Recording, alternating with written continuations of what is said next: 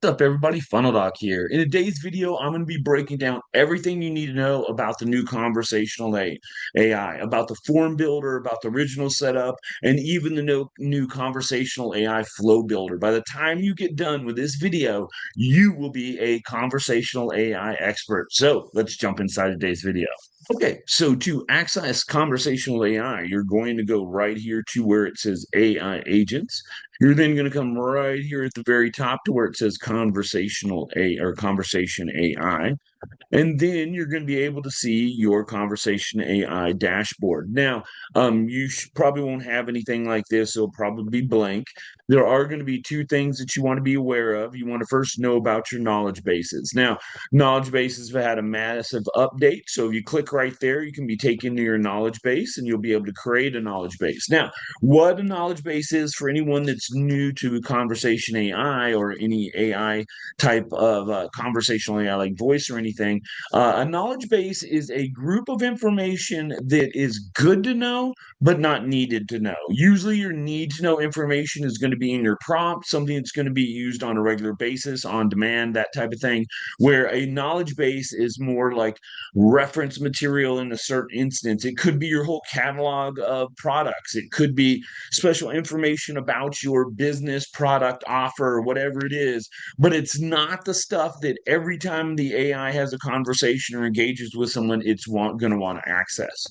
They really made some great updates for this, so let's go ahead and take a look real quick. You can jump in, you can name your conversational or your conversation, your knowledge base, anything you want, name and description. Now, name and description are important. The description is how the AI knows what knowledge base to go after. So name's not as important as much as the description is super important in these. So once you've got that all set up, it will look something like this. Where you come in here and you'll see here, this is the knowledge base for Funnel Doc AI coaching. This is information about Funnel Doc AI coaching. Pretty straightforward, pretty simple. You don't need to go into a whole dissertation or book to be able to do it. So when you come in here, I'm really only using one form for this currently, the text rich, but we're going to go ahead and jump into everything. So web crawler, if for any reason you wanted to go out and get information or you wanted to crawl the web, you're going to come right here, hit web crawler.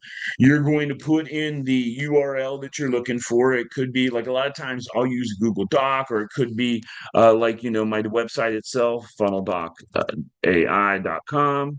So you come in here at .com, there we go, and you hit extract data. Now there are three different types of URL searches. You can do the first, which is the exact URL. So it's going to be whatever this is. It could be whatever path is after it, or whatever it is. The exact URL is the only thing it's going to search. So it's going to search one URL here. And the next one you got with the same path. So the path is the dash and everything after it is with the path. So it'd be like one-on-one coaching for me, or AIAK kickstart, or something like that. If you're doing whatever you're after that path, it's going to be what you're going to be looking for. So it's going to be with this path. So if it had, like I said, I've got my one-on-one coaching is one-on-one. So it'd be all URLs with that path. Now it could be something else after that. It could be, usually it'll have a question mark and they'll have other things that are part of the URL. So it would also search all of those. So then you have the other one with the domain. So it's going to literally be anything in this example that would be attached to funneldoc.ai.com. And this could be a huge contingent of, possible links and things that could be searching. So just keep that in mind. It's sort of like one URL, probably a couple URLs, and this is like the whole kit and caboodle, as they say. This is everything in the domain. So once you've got that set up, it's going to extract the data. We're just going to go ahead and go with the exact URL there. Now, once it does this, it's going to scrape the page, really, is what it does. And you're going to be able to see that what it actually scrapes. And I highly recommend, once you've done this, to go over the information it scrapes, because it scrapes everything. It's not just things that are important on that page. It's going to scrape the footer. It's going to scrape things that might be in a header. It might be alternate text for images or something could possibly scrape. So you're just going to want to go through it. You'll see what I mean in just a second once it's done. We're going to go ahead and let it keep on fetching data there, and why that happens, we're going to go on to the FAQ. Now, FAQs, frequently asked questions, pretty straightforward. Now, one thing you need to be aware of is anytime you're using the up down arrows, especially in conversational AI, it's going to save any down arrows. Anytime you give it the down arrow and you give it a correction and you correct what you wanted to say, that question is now going to be an answer going to be put in here and stored in here. And know that a lot of times FAQs will override sometimes things in your prompt. So if you're prompting a certain way and it keeps giving certain information or something like that, there's a possibility it could have been put in FAQ and it's getting overridden. So that's just something to be aware of when you're using these. So what information you're going to put in here is frequently asked questions. You know, a lot of times I like to put these actually as a document versus a hard FAQ just because it pulls on it so much. Then you've got your basic web search. Let's go back to the web crawl here. He's still fetching pages. Wow. Just for that URL. So now web search is really cool because you can come here now and you can search the entire web. You can come in here. You can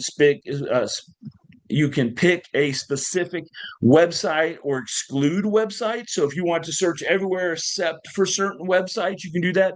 And mind you, this is the entire web it will go out there and search. And then you've got the ability here to not filter on time at all. Or if you want to try and keep things more relevant, it will only find pages that have been done and discovered in the last 24 hours, 7 days, or 30 days. And this is, like I said, unless you put specific website in here, like maybe you want to search Wikipedia or something like that, or some type of Reddit or something like that, you can put something in here. But you know, other than that, it is going to do a complete website search, which is really pretty cool, actually. So it's going to be able to keep things up to date.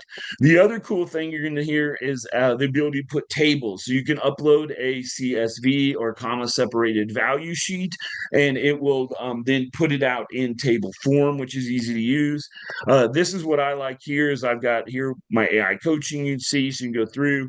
I just like text-rich forms because here it's very easy to just copy and paste and upload everything. As well as speaking of uploads, you can now upload other files. So you'll come in here, you just hit upload file, drop your PDF, your doc, whatever it is in there, and then it will upload it and it'll be able to reference that. Now, even though you can add all these things to a knowledge base for voice, you can only use one knowledge base for voice AI. So just keep that in mind. You can add a ton of different things to this one knowledge base. Like I could literally go in here and I could have web crawler and FAQ and web search and a table and text rich and then upload a ton of documents. And that would just be specific to this knowledge base. But just remember that when you're doing voice, you can only attach one knowledge base to it. And when you're doing conversational AI, you can attach seven knowledge bases to each AI agent.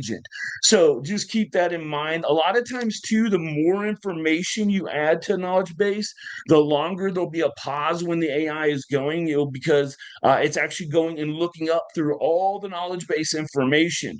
So even though you might want to stack stuff here in voice AI, just keep that in mind. If you see there's a long pause a lot of times when it's accessing the knowledge base, you could have it could be too large. And then also for me, since conversational AI, you can use 7, I like to keep them more narrow and then piecemeal out. Like I might make a knowledge base just for business. We're here because I can only use one for voice. I put business, products, maybe maybe bio, stuff like that, different things like that. So let's go back to web crawler now. We're still fetching pages. I don't understand. That was just one URL. I'm not sure. I'm online, so maybe that's something to do with it.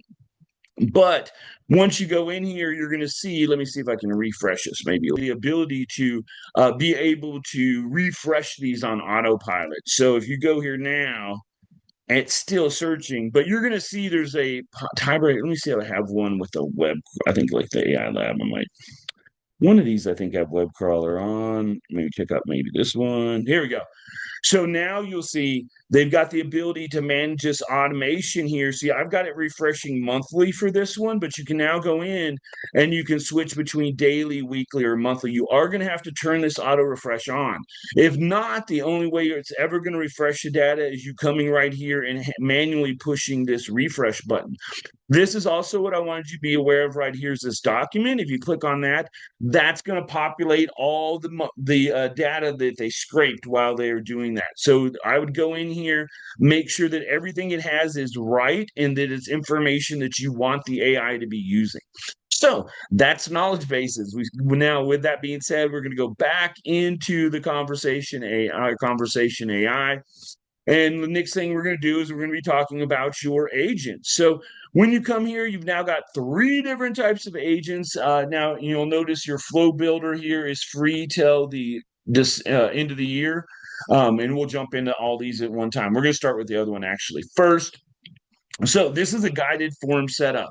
This is, you'll see, it's basically you're setting up information you're trying to gather. This is really good for stuff that's like a lead, or if you're doing FAQ or anything that's like really straight information based that you're just looking, okay, I want you to engage with it. I want you to get this information. It's like get in, get out, get the job done. That's what guided form is really good for. So let's go ahead and jump in there. I'm going to walk you through that. Now, you do have two different type, and you're going to see that it does matter which one you pick here because it's sort of hard coded in. So we're going to go ahead and pick the appointment booking version because it does a little bit more. The general Q&A just answers questions and answers, which the booking can also do that as well. Now, the first thing you're going to notice here is you have the ability to pick your brand voice. You can now go in and you can find brand voice. If you go right here to settings, and then you scroll on down here to where the actual brand board is. You'll see right here by where it says new. You can come here and you've got two different voices. You've got your design kit, which is more like your actual colors and brand stuff. And then your brand voice is actually all the different questions about you. So when you go in here and you create a brand voice, you can start from scratch. You can add a URL. If you add a URL, it'll go through, like, say, maybe your website that's got all your brand information. Maybe it talks about a lot about you, or you've got a brand doc. You could then use that, and that would work really good because you can do text or URLs here, and you just upload it, and it'll answer. These are basically your own avatar about you.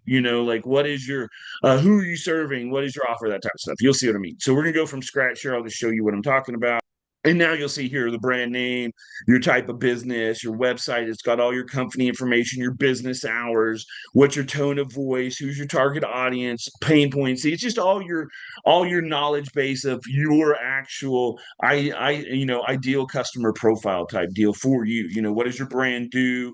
What makes you better than your competition? Just all the dream customer type stuff, all that stuff for your actual brand, that it fits in there. But when you do this and fill it out, it then goes in here and you can pull it in here. And for this specific bot, it will use that for reference for a lot of stuff. So if anybody's like, oh, hey, when do you open? It would then be able to go to your brand voice and find that all out.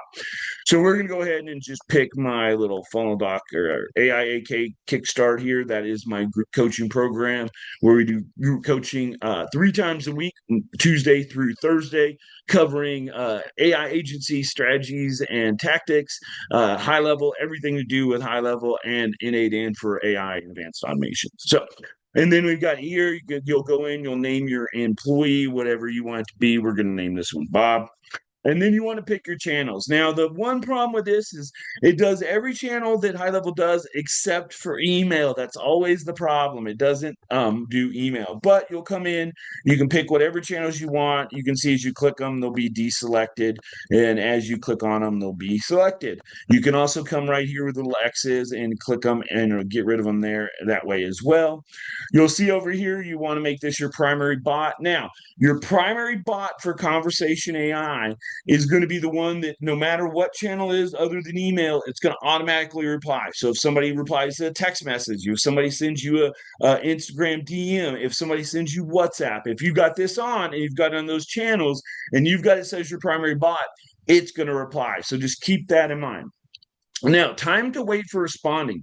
You're going to see for this, for everybody, I set it for 1 second just because of this. This is for every message, not just your first message. So some people come in and they might be like, oh, I want to wait for like 5 seconds. So it seems a little human-like and there's a delay.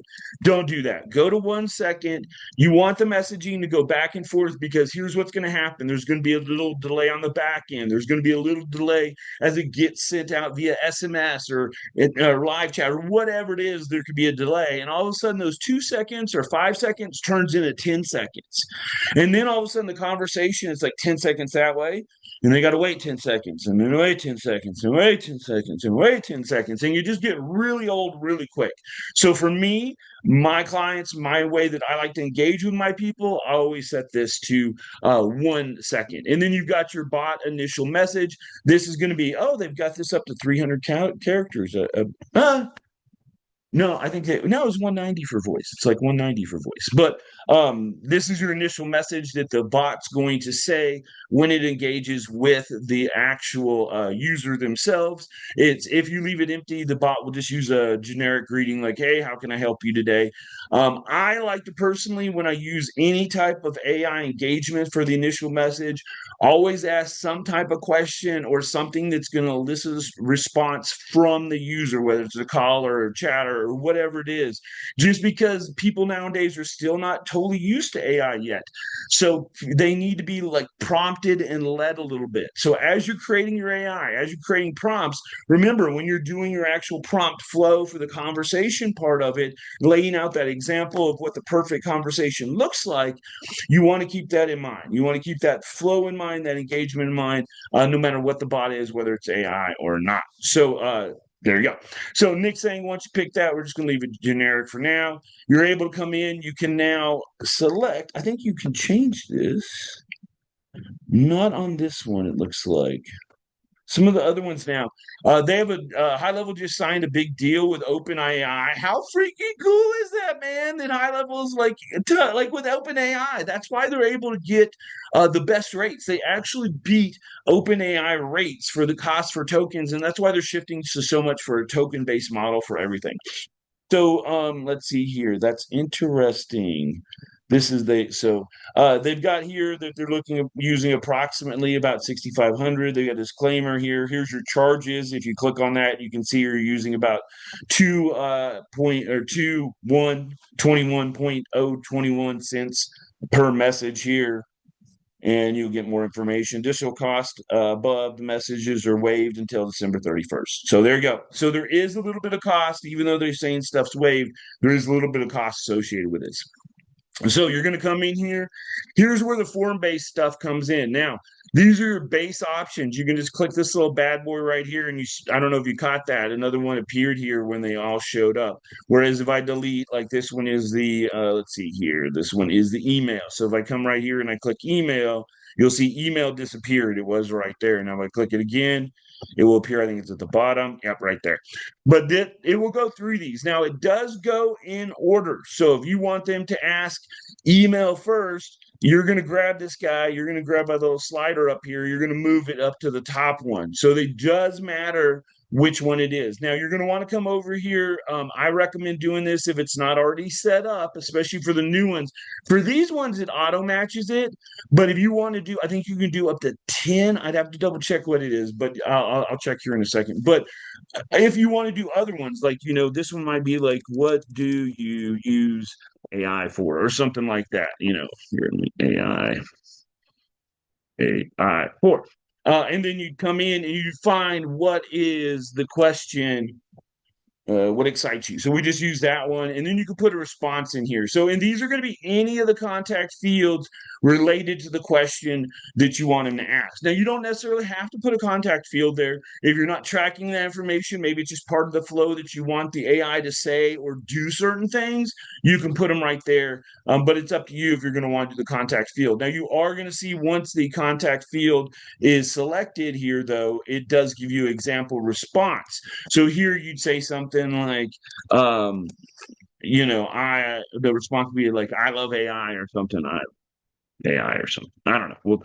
I'm going to give you better examples, but that's what you want to sort of set up here for the actual field. And then the example response is the type of response that the AI is sort of looking for. So keep that in mind. That's the example of the response that the user is potentially going to put out, so that it'll have an idea of what type of answer it's looking for this question. Or you'll see it says objective, if it's trying to get it to do something, maybe. So it could be another step. So you could say, hey, I want you to educate them about maybe your refund policy, maybe something like that. So you put that in there, and then you wouldn't probably use a contact field, and then that example response wouldn't be there. But you'd then have like in your knowledge base, you'd have your refund policy, that type of stuff. So you can keep going here. Let's see how many we can do. I think it's 10 is the max. Five standard, and then five without. And yep, five. Yeah, it's 10. And if you don't want these, you can always uncheck them. You can just come right here and delete them. And then you could have 10 of them all. This could be specific. This may be niche specific for you. I'm going to recommend that you at least always get an email because HighLevel tracks everybody, not by name, but by phone number and email. So I'd recommend you get some type of something as a contact point, a name, an email, a phone number, something. Name and email are usually the safest. People usually give those out now with no problem. But something like that. And then the rest could be, the other eight could be questions that you're maybe using for qualifying questions, or maybe you're trying to get the AI to engage with them in a certain way and get them to accomplish a certain task. So once you get that all ready, you're going to look at the next one here. This is skip, obviously, if it's already filled out. So in the custom values, if it's already populated, say name, email, phone number, etc., it's going to skip that and go down to the next objective. You have the ability to pick your different calendars here. So you come in, I'd pick an AI impact assessment here.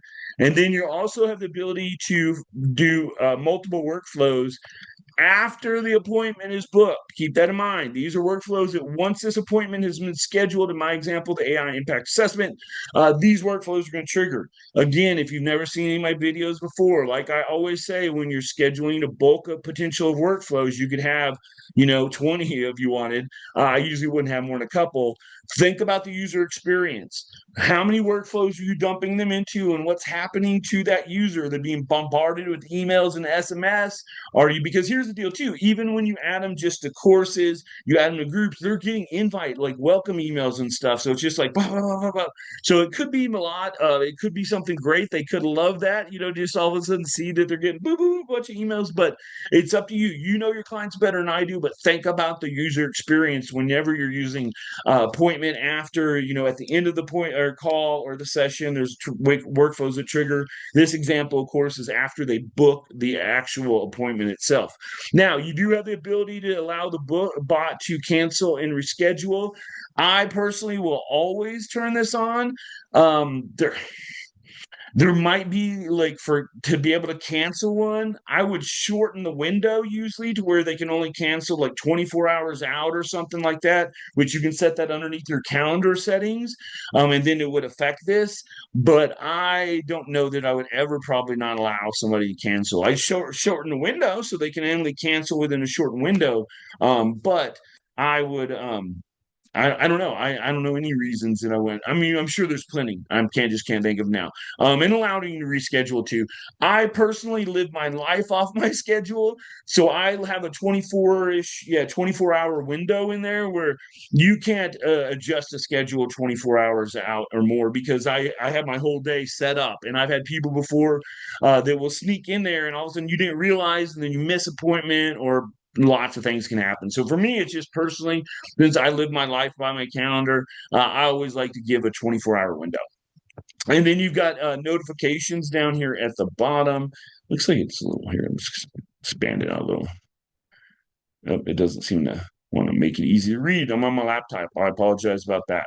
So you've got email notifications. This is going to send like a summary of everything. It's going to talk about what they talked about, who they were, what was said. I think it even has a partial transcript in there, or at least I know for sure it has a summary of it. And then you've got the ability here to go to all your admins. Now your admins are your team, your users at admin level.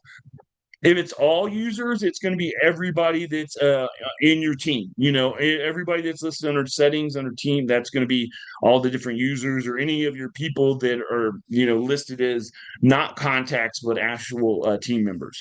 And then you've got contacts assigned users. So if there's a specific user team member that's assigned to that contact, it's going to go to them.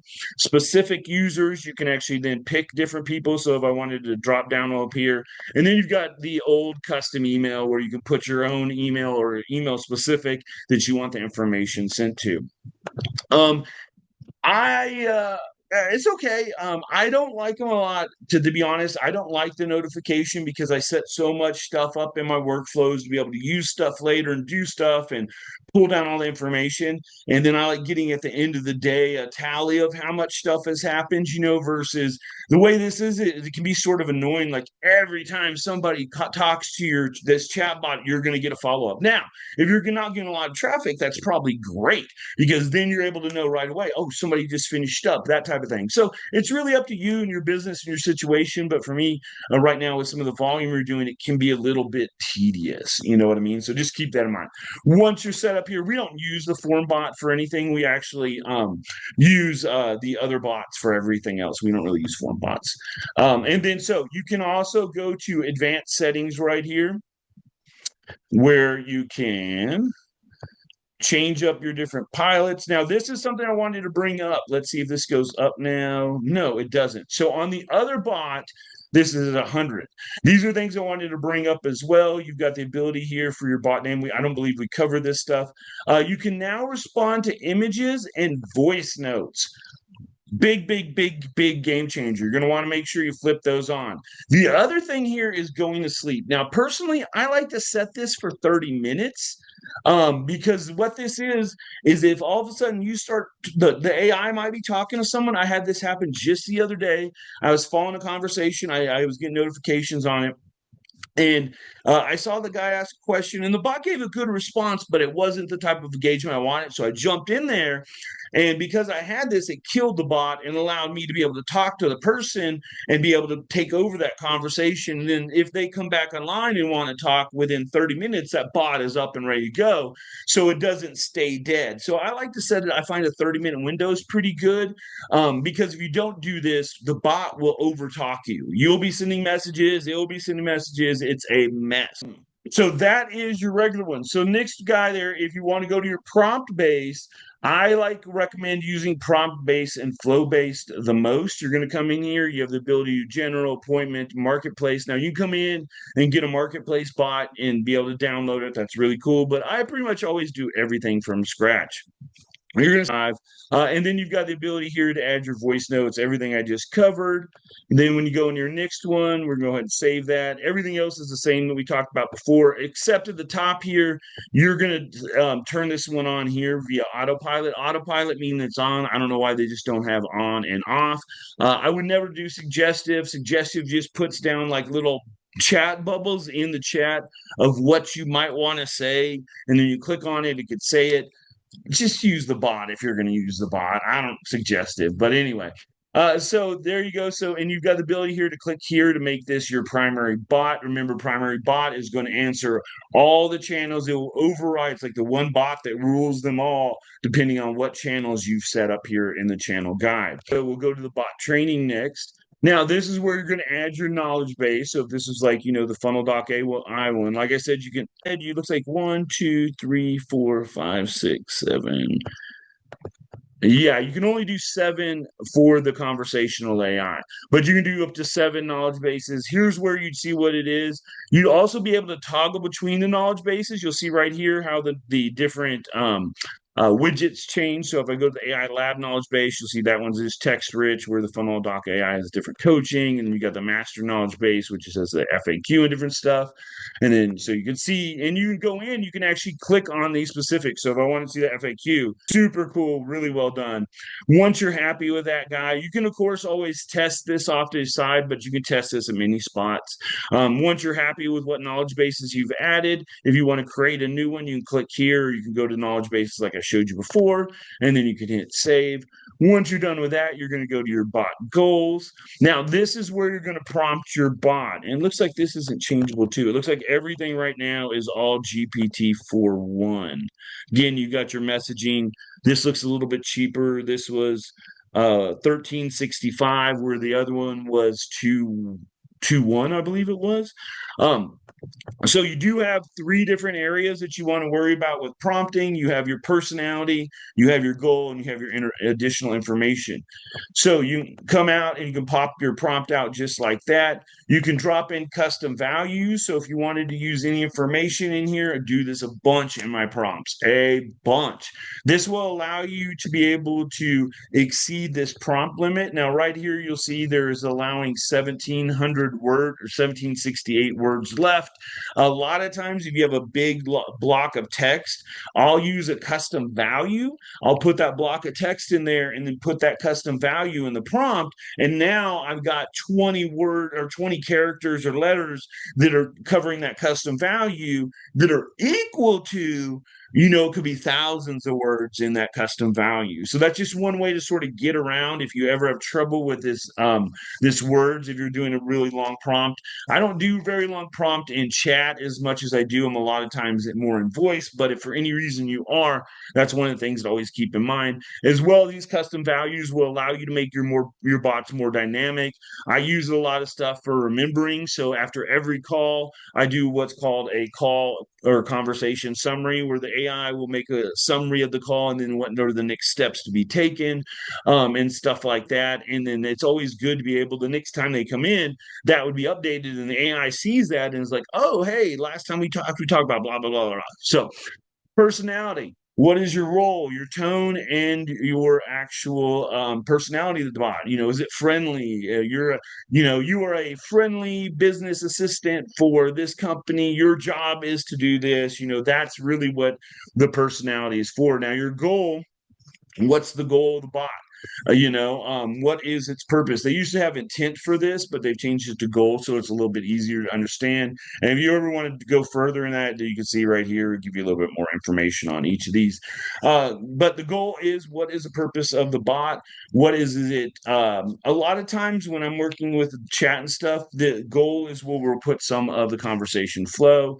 And then additional information is just all your different guidelines, your any fallbacks that you might have, anything else that you might want to have in the bot to be able to run it. So once you're happy with everything, you're going to hit save in here. And I'll go in, and if you look at some of my other YouTube videos, I've done full trainings, as well as you look in the description at the very bottom, there's a GPT that I made that I've been using. It's feels like cheating when I use it all the time, but at least for a base to start with, it helps really give you the solid structure for your prompts and everything like that.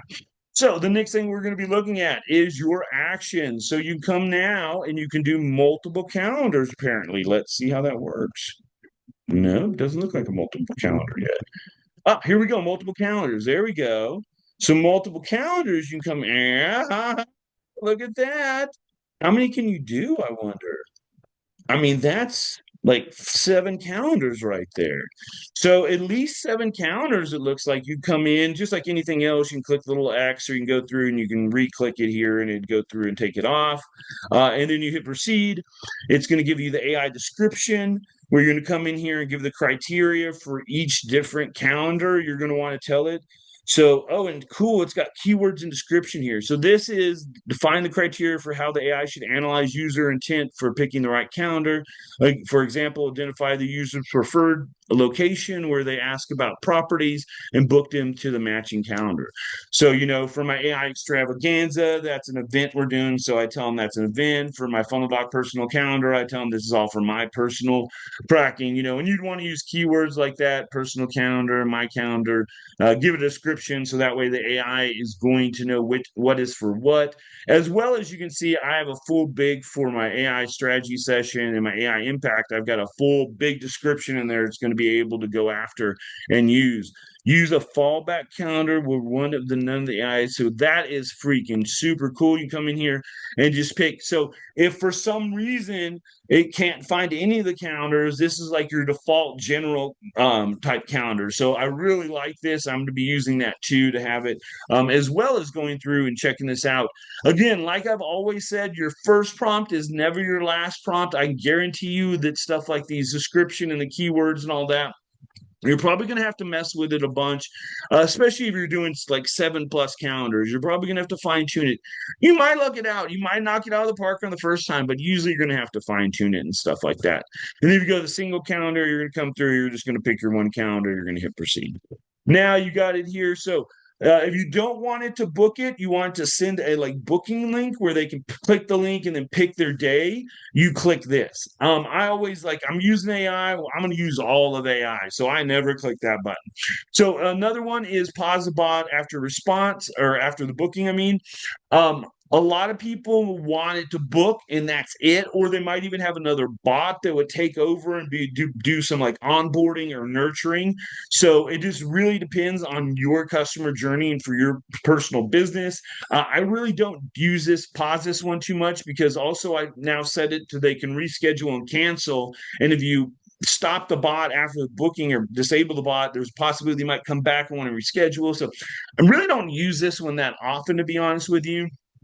Trigger a workflow after booking. This is just like in the other one where we had before, where you go through and you can pick as many. Again, remember user experience. And then you got transfer to employee post appointment. So if you have employee that you want, that you got a phone number or something, it's going to transfer this to them for an appointment. So there you go. So then you got, again, the ability to cancel your appointment. You got the ability to reschedule your appointment. And that is it for that. And then once you're happy, you're going to hit save. And then you got your trigger workflow trigger. Now you come in through, I believe you can do 10 of these. They might have upped it to 20. Um, and then you come through, and these are just workflows you're going to trigger. So you might have it at a point. A lot of times, this might be a payment link. We use it for that. It could be it could be information. You could be sending them, adding them to a workflow that's going to send them a specific email or text. I limit the amount of these I use. I do use them quite a bit. I use them more than I do SMS for this, for especially for voice, just because whenever I like to trigger workflow, I like to add tags and do a bunch of stuff. And so I do use trigger workflows, but probably not as much as I do for update contact fields. So once you go through here, you're going to name your workflow. You're going to pick whatever one you want. So maybe you purchased AI Lab. When to trigger it, when the user wants to buy the AI Lab, whatever you put it in here, you want to give the description of like the scenario or what the words are going to be said or how things are going to be engaged with the user so that the AI knows to trigger the workflow. Pretty straightforward. And once you add another one, you'll just come in here, blah, blah, blah, blah, and then we'll add another one. You just boom, add, oh, not enough. Boom, there you go. And then you'll just add another one, they just stack, and names would change, of course, to whatever you match right here. The next one, we've got contact info. These are update contact field. Be aware that you do not need them for name, email, and phone number. Let's see here. Just there you go. It's right here. Sorry. Name, email, and phone number. Now, you don't need to have contact fields for these to update because it's going to automatically do that in chat. Anytime somebody mentions their name, phone number, email, it will automatically update it to their contact profile. So you don't need to do those. But the AI still needs to ask those questions. So make sure when you're prompting it out and you're going through the flow or the conversational flow, make sure in there you have the AI say, what's your name? What's your best phone number? That type of stuff, even though you won't need to track it in the fields. Now, the rest of them, these are connected to custom fields, not values. You'd want to go through here and set it up. So this example, lead heat. For this one, what field to update? You'd want to update what to update in the field. I mean, this is set up for what temperature it is. So what we do on this would be like update to what the traffic temperature is for the user at the end of the experience. And then you can put like your examples would be warm, cold, hot, and you might even put a little dash and give it an actual definition of what you mean for each of those to help it to understand. And then you go through and pick whatever different things you want. Maybe you have your main pain point and you come here. Of course, you're going to want to change every name at the top here to match whatever the contact field is. And then when to update the field, when the user gives their main pain point and tells you what what pain they're experiencing, something like that. And then, their example would be, I need more leads, I need more sales, whatever it is. So go through all the different contact fields. Now, stop bot. You're able to make up your own. The first one that's set up here is your initial goodbye. So this is like when the bot, when somebody says goodbye, cut off, goodbye, hello, I'm done, whatever. Sometimes the chat will keep saying, okay, talk to you later. And you'll be like, sweet, bye. And it'll be like, bye now, and just keep like it doesn't close the loop on the conversation. By adding this goodbye detection here and turning this one on, it allows you to be able to facilitate that. And then the other one could be any other number of things. Maybe you want to stop the bot if they're showing aggression. So you could have they're using cuss words or seem angry. There's a number of different ways that or reasons you might want to stop this bot. And that's really what these four is to set up those different scenarios so that if it happens, the bot isn't going outside its scope or parameter. Next thing, human handoff. Now there are three of these are programmed. You got first, there's requested a human. So if the bot's like, I want to talk to manager, I want to talk to human, I don't want to use AI, that's gonna. And I turn most of these on too, especially that one because of information. Because of anger issues. The last thing you want is somebody that's like angry with your AI. You want to be able to hand off to a human right away and just move the AI out of the situation. The next one's lack of information. Again, I pretty much turn most of these on. And what's going to happen is you're going to come down here, you're going to say human requested. The triggers, these are all filled out. Now you can put example phrases in here, like I was telling you earlier, and you can add more. And then what you're going to do, this is who it's going to contact. So this is whoever, whatever user or person you want to hand it off to is who you select right here. And you're going to skip if it's missing its contact. This is the final message. You'll reactivate the bot after X amount of time. Again, even for this situation, I probably still would only set it for 30 minutes. And then you can create a task. So this is really cool. It's automatically marked for human handoff and tag. But if you tag these, it will then be able to alert that person, give them a tag, give them a task, and be like, hey, follow up. This person requested to talk to human. And then the next one is for lack of information. So for any reason the AI can't figure it out or has trouble answering their question, you're going to be able to hand it off to another person. So this could be like your first level of actual human customer support.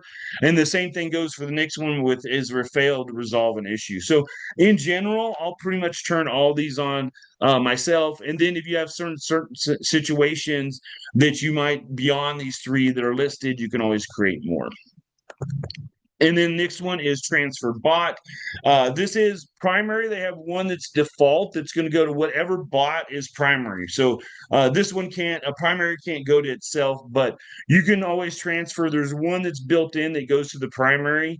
And then you're going to see if the bot doesn't know the answer. This is all, you can't really change anything on that, and you could always enable it if you want, but you can always add your own in here. And then the bot would be able to transfer to any of the other bots. So this is really good if you use one bot as maybe a primary like receptionist or classifier bot, and then they can hand off to the sales bot or the customer service bot or the whatever bot. Now that's what this is good for. I do believe your last time I checked, you were only able to transfer to 4 bots.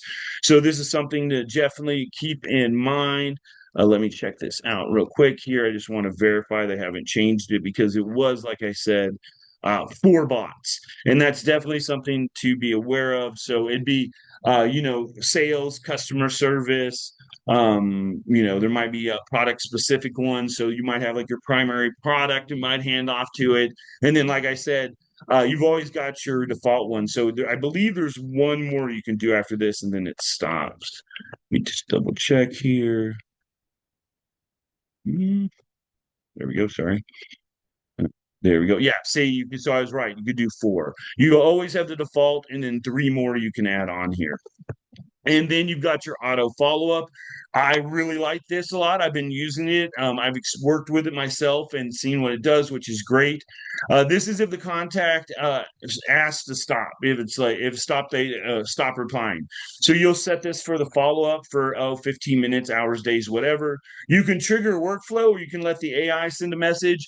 I like it. It's like, hey man, just wanted to send you a message. See if you had anything else, any other questions, different things like that. It'll vary. That's one of the good things about using the AI. It varies. And then if the contact is like states that they're busy, you can now set this up, and then it will automatically follow up if it gets that if they're like, hey man, I'm just busy right now. You can set it up, and then you can do multiple follow ups too. You don't have to. So I believe you could do up to five. Let me see last time. Yeah, five. Yep.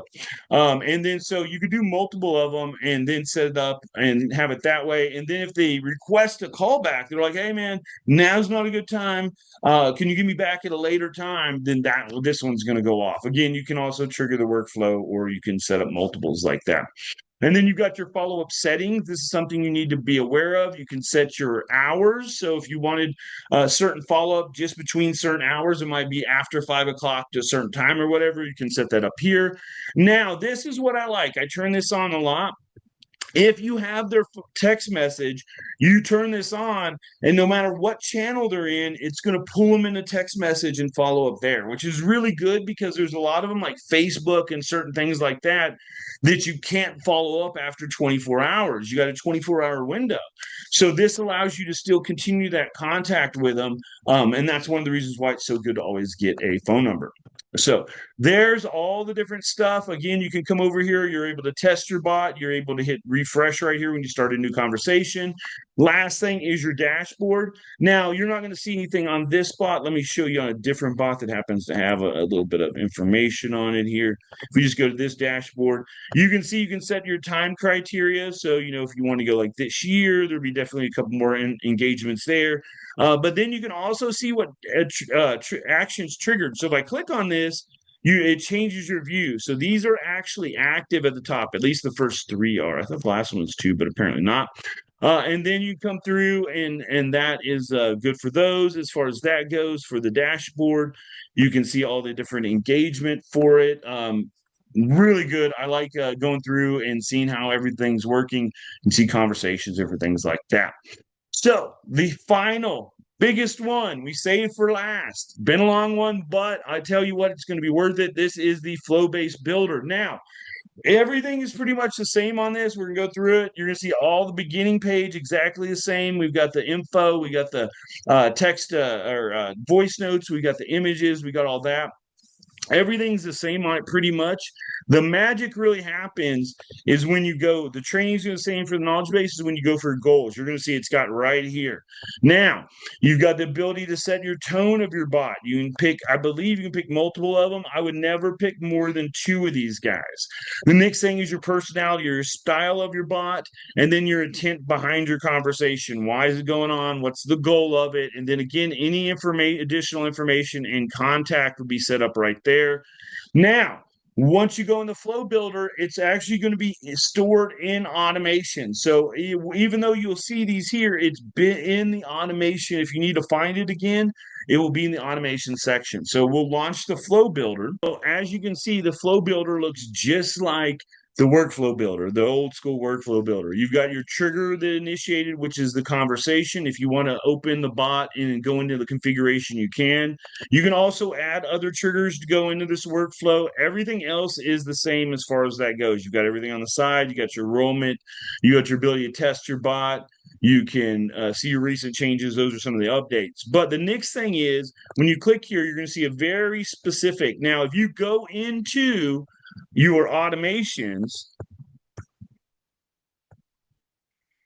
and we go to the most recent, you'll see this is the workflow builder we're looking at right now. You'll see it just got made right now.